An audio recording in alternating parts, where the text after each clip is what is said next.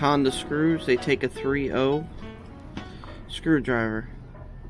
If you use anything bigger, you'll strip the screws. So you just want to make sure you use the right size screwdriver. So you can put this back in.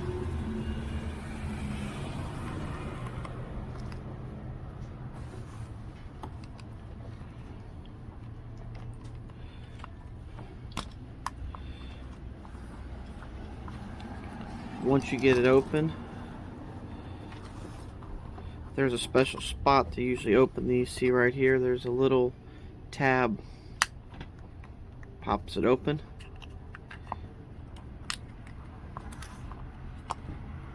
There's the remote. This is how you change the battery for the Honda remote headed keys.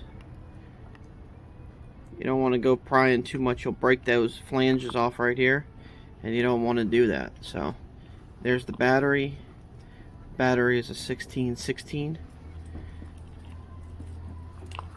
You can use the same tool or use a flathead screwdriver to change the batteries. There's the.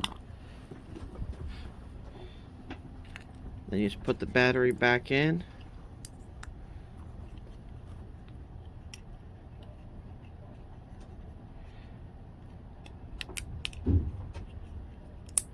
Snaps back into place. Put back in. Everything snaps back into place. Then you just take your 3/0 screwdriver.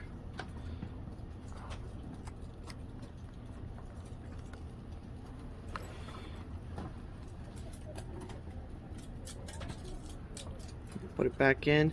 You don't want to over tighten these screws, just until the screwdriver gets tight, and then you're done. And this is all brought to you by the IQ team.